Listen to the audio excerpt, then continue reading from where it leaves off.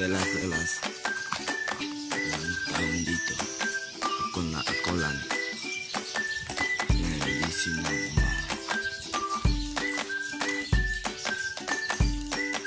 pasapi kakapawalan sa umaga. Ito mga plano ni Kamaki.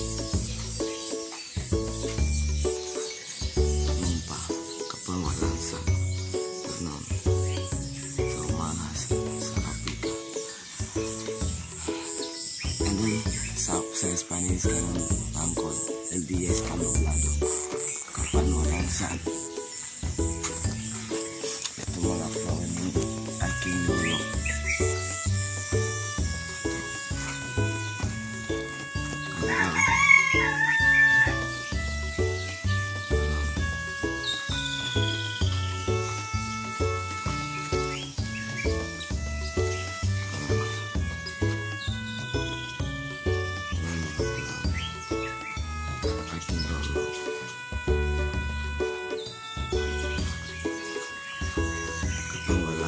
Ito mga Thai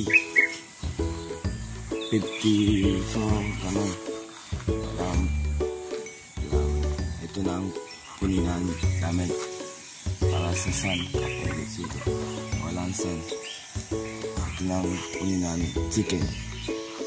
Ito na ang bahay na yun aking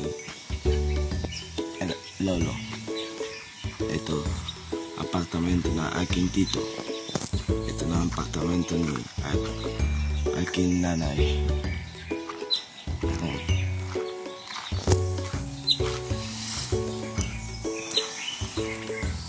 Anong kapangalan sa kanuno iso na mi país así el día se abre. Sí. No iso.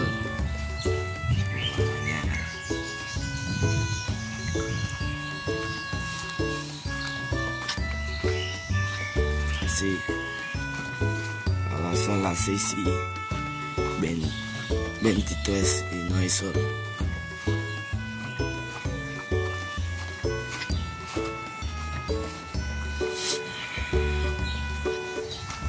Se despierta. Isip na umahanan mga pai 13 para magtrabaho sa bahay mo. Despertáis a las 5:30 para trabajar en casa.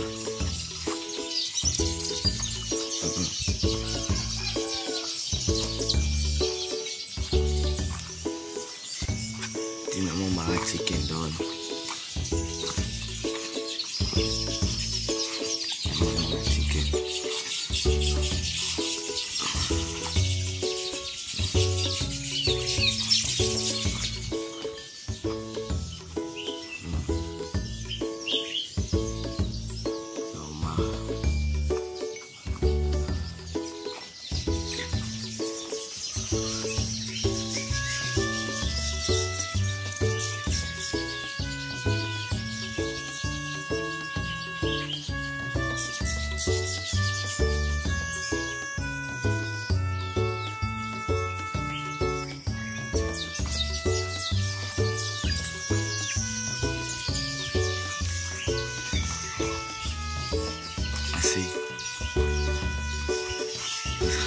This is chicken Halina.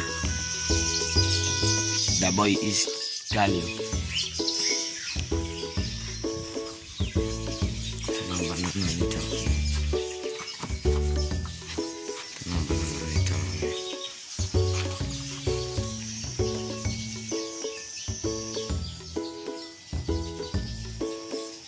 Senang banget. Eso es todo.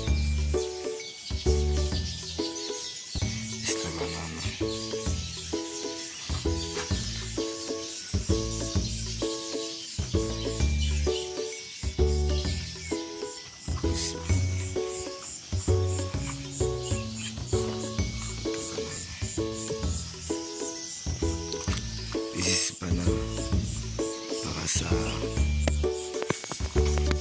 napalani para sa monkey.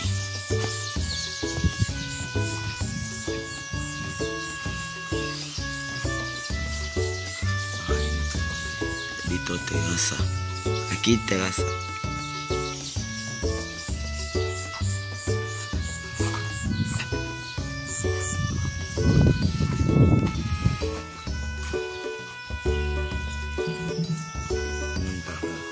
Relax.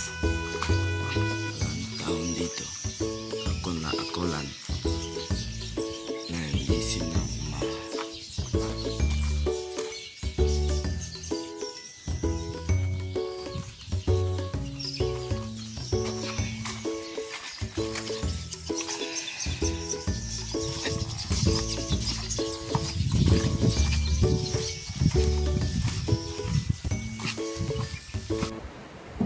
Yun pa mga amigo ang video ni Vivian kung saan ay madaling araw yata niyang kinuhanan yun. Sabi ko nga sa kanya ay ipakita mo naman sa akin ang lugar kung saan tayo nagkumakain dyan. So yun nga ang ano nga lang doon.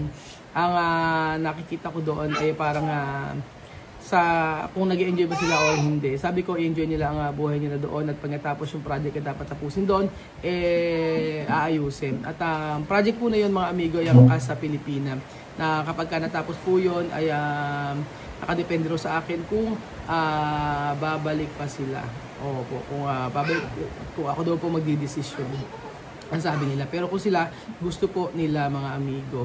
Kaya po yun po mga amigo yung sinasabi ko sa inyo na gagawin nila. Tapusin po muna yung Casa Pilipina. Kasi po pagka nandito siya hindi matatapos yun. Kasi ano man yung bagay na ibibigay mo doon na kwarta, hindi natin alam kung saan magagamit. Pero pagdating po ay sa tiyahin nyo, sure po na magagamit po lahat ng mga materials na bibilin doon. So yun po ang priority nila ngayon, yung matapos po ito para mag-generate ng income para sa mga anak nila iiwanan doon. Yun po ang nais ng inyong tiyahin. Pero sabi ko nga po sa inyo, ano man yung mangyayari in the future, bahala na ang Lord. Pero for the meantime, sabi ko sa inyo, mag-enjoy muna sila doon. Enjoy nila yung buhay nila before doon. At if ever na dumating yung time na sila ay babalik dito, naway maging okay na ang lahat. At magkaroon ng maayos na pagkasamahan. Dahil minsan, dahil sa social media, nagkakaroon ng hidwaan o samaan ng loob. Pero may natutunan ng bawat isa. Ako, marami ko natutunan. At malamang siya rin ay may natutunan. Sabi nga ng tiyahin nyo,